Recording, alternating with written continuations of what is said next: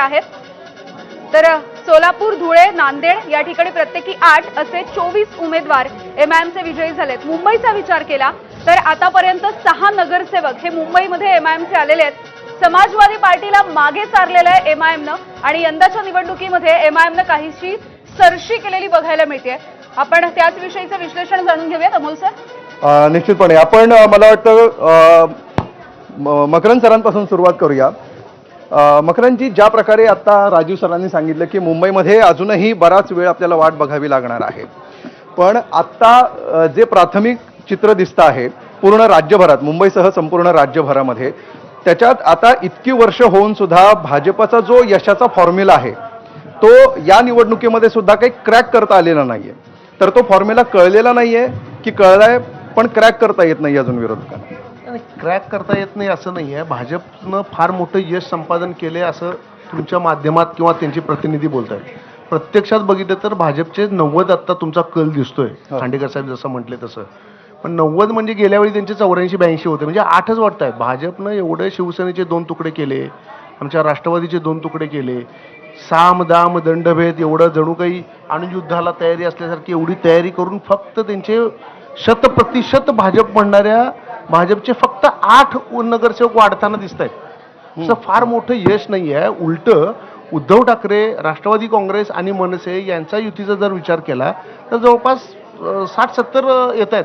पण आमचं सगळंच हरवलेलं आहे. आमचं सगळं नाही. अशा बेरजेला काय लॉजिक आहे? म्हणजे आताच महापौर भाजपचा बसणार आणि 29 पैकी जवळपास 23-24 ठिकाणी महापौर बसणार. तर वस्तू आहे, हा कलाच्या दृष्टिकोनातून बोलतोय आपण. प्रत्यक्षात निकाल आल्यानंतर मला असं वाटतं की ठाकरे, मनसे आणखी राष्ट्रवादीची युती, ही जी काही युती आहे ही मुसंडी मारताना दिसेल. कदाचित 80-85 पर्यंत जो मूळचा आकडा उद्धव ठाकरेंचा आहे तिथपर्यंत उद्धव ठाकरे पोहोचतील आणि त्यात मनसेची भर पडून ठाकरेंचाही महापौर होण्याची शक्यता आहे. प्रकाश महाजनजी, तुम्ही ठाकरे बंधूंच्या एकीच्या प्रक्रिया अगदी अर्ध्यावर आली असताना तिथून बाहेर पडलेला होता, त्यामुळे तुम्ही दोन्ही प्रक्रिया जवळून बघितलेल्या आहेत. विशेषतः जवळपास 130 ते 140 उमेदवार नवीन असताना सुद्धा ठाकरे बंधूंनी जी काही मुसंडी मारलेली दिसते आहे, भलेही त्यांची आता सत्ता येऊ किंवा न येऊ, अजूनही त्याला वेळ लागेल.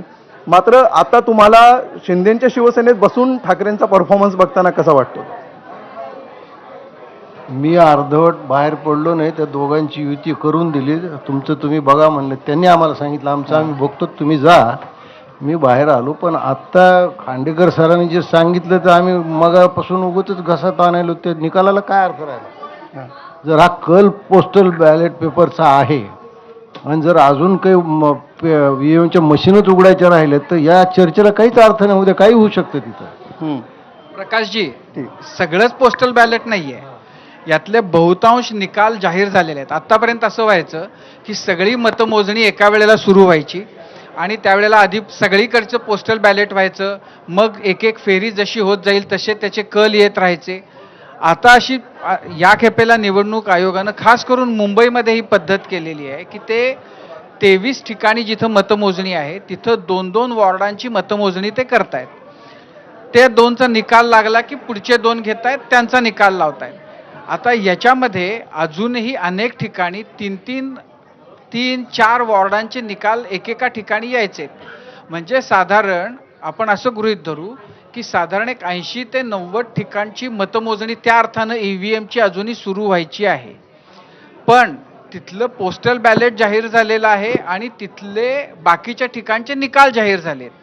जे आता अशी भानगड नाहीये की निकालच डायरेक्ट जाहीर होतोय.